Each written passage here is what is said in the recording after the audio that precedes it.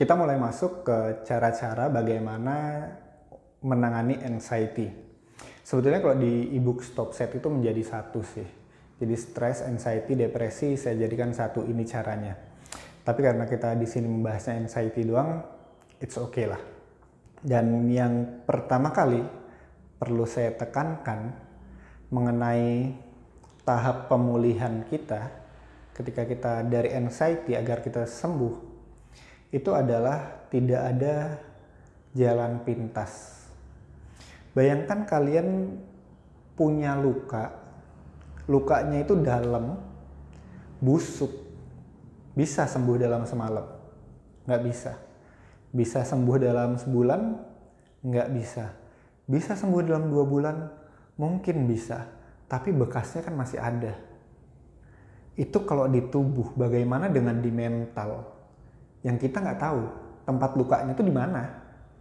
Terus tiba-tiba orang aku pengen sembuh cepat, ya nggak bisa.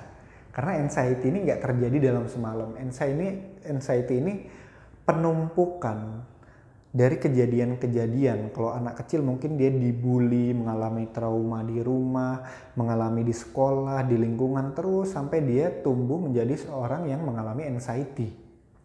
Jadi proses lukanya saja sudah panjang. Jadi untuk menyembuhkannya jangan harap dalam waktu cepat, sebulan 2 bulan sembuh. Enggak. Saya mengalami prosesnya dari secara intensif. Saya berusaha untuk memperbaiki mindset saya, arah hidupnya, dari Januari 2018 sampai Maret 2019. Jadi sekitar 1 tahun 3 bulan. 1 tahun 3 bulan saya butuh proses itu.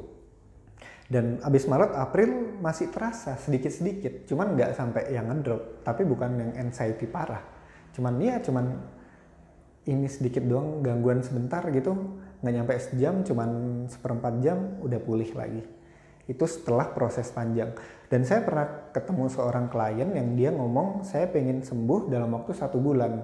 Saya jelaskan kepada dia, bayangin kamu patah tulang kaki, belum aja di gips, baru mulai proses di ronsen, tiba-tiba kamu ngomong ke dokternya, bulan depan saya pengen lari maraton. Apa kata dokternya? Nggak bisa. Jadi untuk teman-teman yang mengalami anxiety, mindset yang pertama yang harus dimiliki adalah proses pemulihan itu tidak sekejap, tapi perlu continue dalam perawatan luka. Kalau kita punya luka, kita continue merawat luka tersebut. Sama anxiety, kita continue dalam merawat anxiety. Dan di sini ada beberapa hal yang bisa digunakan untuk menangani anxiety-nya tersebut. Yang pertama adalah menerima dulu.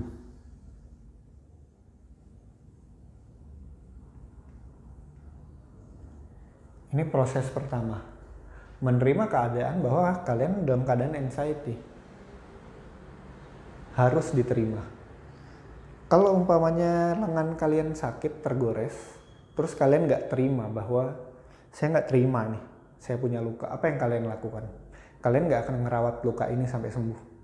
Kalian akan cuek. Kalian akan diemin luka itu, akhirnya membusuk. Dan sangat penting, kita harus menerima dulu.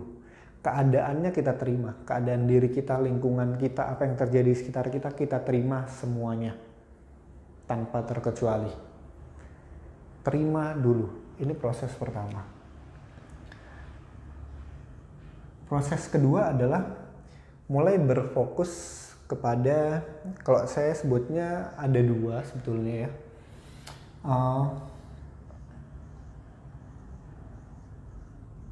Present mind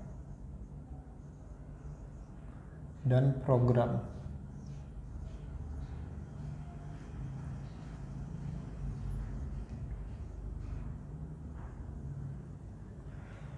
Kita mulai ke present mind. Present mind itu artinya melatih pikiran kita agar secara terus-menerus berada di waktu saat ini.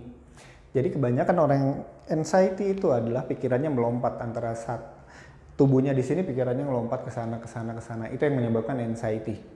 Jadi present mind adalah melatih pikiran bagaimana agar pikiran stay pada saat ini. Dan program pikiran ini mengenai mindset. Yang ketiga adalah dengan terapi menulis kalimat syukur.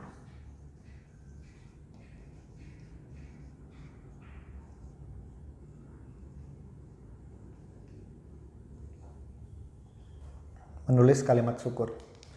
Saya perhatikan, saya sudah mengalami anxiety sekitar lebih dari 20 tahun, dan selama proses anxiety itu saya lebih cenderung berfokus kepada hal-hal negatif daripada hal-hal positif. Saya jarang sekali bersyukur. Dan saya sudah mempraktekkan kalimat syukur ini semenjak pertama kali saya terapi. Dan sampai detik ini, saya setiap pagi, bangun pagi, itu yang pertama kali saya lakukan, membuka buku jurnal dan menulis kalimat syukur. Dan hal tersebut memang benar-benar merubah perasaan saya. Jadi perasaan saya lebih positif, lebih semangat dalam menjalani hari-hari. Dan yang keempat adalah journaling.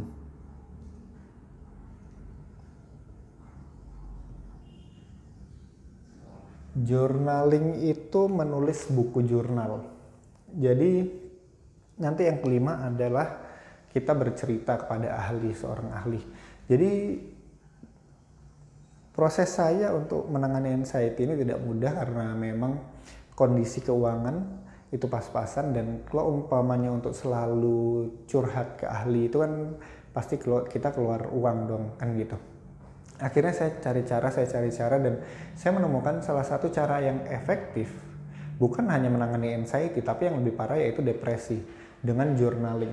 Journaling saya baca-baca artikelnya dan saya menemukan salah satu orang yang sembuh dari depresi yang menggunakan teknik journaling adalah Allahyarham Presiden keempat B.J. Habibie, Presiden ketiga B.J. Habibie.